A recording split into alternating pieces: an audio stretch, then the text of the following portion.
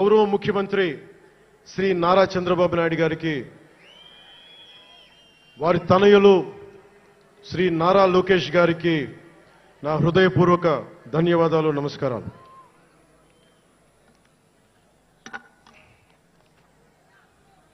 ఒకసారి నా నోటి నుంచి 11 సంవత్సరాలు నలిగాం కదా, మన ఎంపీలు మన పేర్లు నా నోటి గుండా చెప్పాలి మీ అందరికీ అని చెప్పడానికి. నాదెండ్ల మనోహర్ గారికి, కందుల దుర్గేష్ గారికి, ఎంపీలు తంగెళ్ల ఉదయ్ శ్రీనివాస్ గారికి, వల్లభనేని బాలశౌరి గారికి, కొణిదెల నాగబాబు గారికి, హరిప్రసాద్ గారికి, నిమ్మక జయకృష్ణ గారికి, లోకం నాగ మాధవ గారికి, కొనతాల రామకృష్ణ గారికి, పంచకల్ల రమేష్ బాబు గారికి, సుందరపు విజయ్ కుమార్ గారికి, చనిపోయిన వంశీకృష్ణ యాదవ్ గారికి, పంతం నానాజీ గారికి, బత్తుల బలరామకృష్ణ గారికి, శ్రీ దేవివర ప్రసాద్ గారికి, గిడ్డి సత్యనారాయణ గారికి, పులపర్తి ఆంజనేయులు గారికి, బొమ్మిడి నాయకర్ గారికి, బోలిశెట్టి శ్రీనివాస్ గారికి, పొత్సమాత ధర్మరాజు గారికి, చిర్రి బాలరాజు గారికి, మండలి బుద్ధప్రసాద్ గారికి, ఆర శ్రీధర్ గారికి, ఆరణి శ్రీనివాసులు గారికి, 2000 పవన్ కళ్యాణ్ మర్చిపోయా, నేను మర్చిపోయినా మీరు మర్చిపోయిన ఎవరు కదా.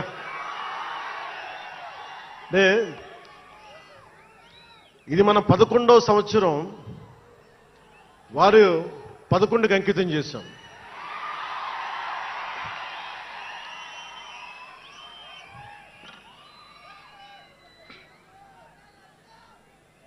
Love you two.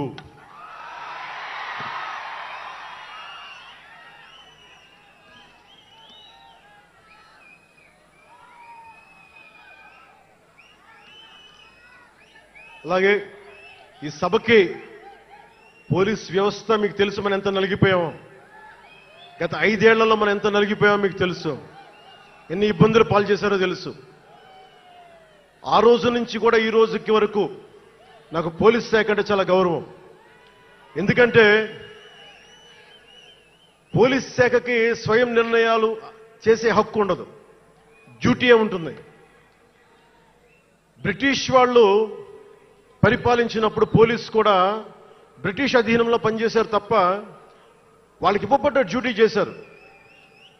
భగత్ సింగ్ని కొట్టమంటే కొట్టారు, జైల్లో పెట్టమంటే పెట్టారు, గాంధీ గారిని లాక్కెళ్ళిపోమంటే లాక్కెళ్ళిపోయారు. వాళ్ళు చేయకపోతే అది డ్యూటీకి విరుద్ధం అవుతుంది, చేయక తప్పదు. మరి అదే పోలీస్ ఆ రోజున వచ్చారు. స్వాతంత్రం వచ్చిన తర్వాత మిలిటరీ కూడా అంతే. అందుకనే నాకు పోలీస్ శాఖ మీద ఎప్పుడు వ్యక్తిగతంగా కోపం ఉండదు, ఏదో కొద్దిమంది వ్యక్తులు ఎక్కువ చేస్తే తప్ప. అలాగా ఈ రోజున చాలా గొప్పగా నిలబడ్డ,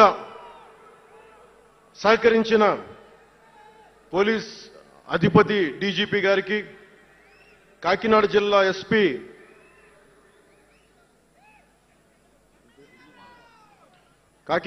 ఎస్పీ బిందు మాధవ్ గారికి, కలెక్టర్ శ్రీ షణ్మోహన్ గారికి, రెవెన్యూ అధికారులకు, ఇతర పోలీస్ అధికారులకు, మున్సిపల్ అధికారులకు, బందోబస్తు డ్యూటీకి వచ్చి అన్ని జిల్లాల నుంచి వచ్చిన నలిగిపోయి ఎండలో ఉన్న నా కానిస్టేబుల్ సోదరులకు, ప్రతి ఒక్కరికి పేరు పేరున నా హృదయపూర్వక ధన్యవాదాలు, హృదయపూర్వక కృతజ్ఞతలు.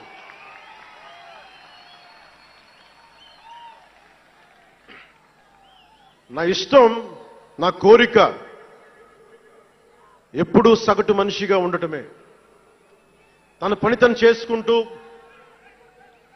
ఉండటం, ఎవరి జోలికి వెళ్లకుండా ఉండటం, బతికేయడం, తన కుటుంబం వరకు జీవితాన్ని కుదించడం, సగటు మధ్య తరగతి మనిషిగా బతకాలనేదే నా కోరిక చిన్నప్పటి నుంచి. మా నాన్న కోరిక ఏంటంటే, నేను ఇంటర్ చదువుతున్నప్పుడు, అరే నేను డిగ్రీ చదవలేకపోయి, నువ్వు డిగ్రీ చదివి కనీసం నువ్వు ఎస్ఐగా సెలెక్ట్ అయితే నువ్వు కనీసం డిఎస్పీ కంటే కొంచెం పై ర్యాంక్లో నువ్వు రిటైర్ అవుతారు అని చెప్పాడు మా నాన్న. దురదృష్టవశాత్తు నేను డిగ్రీ చేయలేకపోయా. కానీ నేను అంటే నాకు అంతకుమించి కోరికలు లేవు, అది చెప్పడానికి నా ఉద్దేశం. చాలా చిన్న జీవితాలు మాయి. మా అన్నయ్య గారు ఏదో పొరపాటు యాక్టర్ అయిపోయారు తప్ప నాకు రావాలి నేను ఎప్పుడు అనుకోలే. అదే నెల్లూరులో, అదే ఫతేఖాన్పేటలో చిన్న ఇంట్లో ఇంకొక మామిడి మొక్క ఉంటే బాగుంటుంది అనుకున్న కోరిక తప్ప